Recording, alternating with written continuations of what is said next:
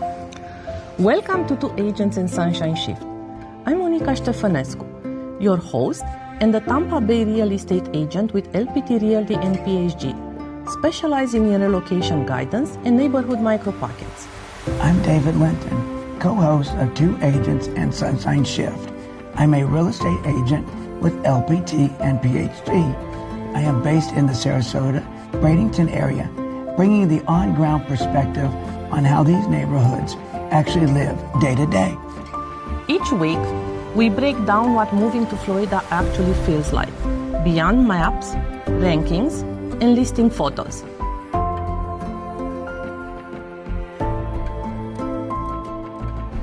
A lot of buyers looking at Bradenton expect a quieter lifestyle, more space, and an easier day-to-day experience compared to bigger cities. What surprises people is that living here doesn't always line up with what they imagined from photos or listings. Almost every buyer tells me the same thing at first. We just want something quiet. We want peace. We want to slow down. And I completely understand that. But Bradenton doesn't mean the same thing to everyone. Let me give you two of the most common things relocation buyers don't expect. Bradenton may not be a major city, but traffic can feel just as frustrating. Roads like Cortez Road, US 41, and State Road 64 back up daily. Homes that look tucked away online can actually sit near busy cut-through routes. Buyers often say, "I didn't think it would feel this busy." I once worked with a couple who moved from a small town because they wanted a slower, quieter life. When they saw a home in the Bradenton online, they thought they had found it. The street looked calm. The neighborhood looked peaceful. And the price felt perfect.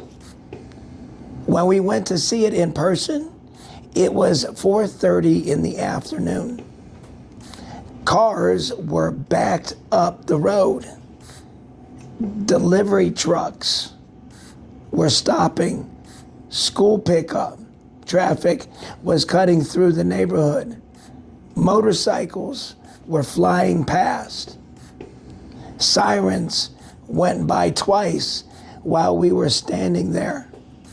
The buyer turned to me and said, "This feels like a highway, not a neighborhood." They weren't upset. They were just shocked because online it looked quiet. In real life, it felt non-stop. That one showing completely changed how they searched after that. One of the biggest misunderstandings around Bradenton is assuming that neighborhoods close together function the same way. In reality, two homes 10 minutes apart can feel completely different day to day. Another thing buyers don't expect is how much the age of the construction of the homes matter here.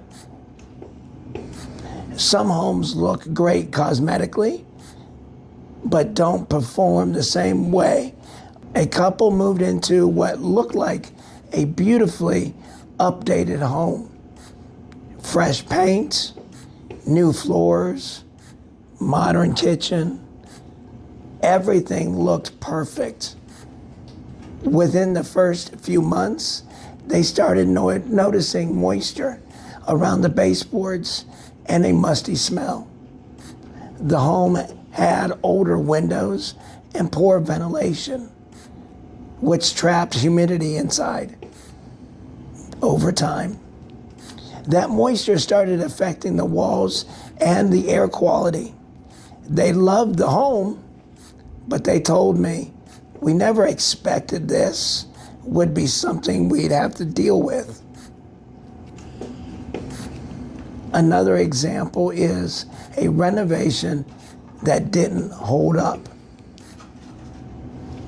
Buyers purchased a home that had been recently remodeled, new tile, new bathroom, new kitchen, new cabinets. It looked moved in ready. Less than a year later, grout began cracking, cabinets started warping, and the bathroom tile lifted in some spots. The renovations were done quickly without accounting for Florida's humidity and shifting conditions.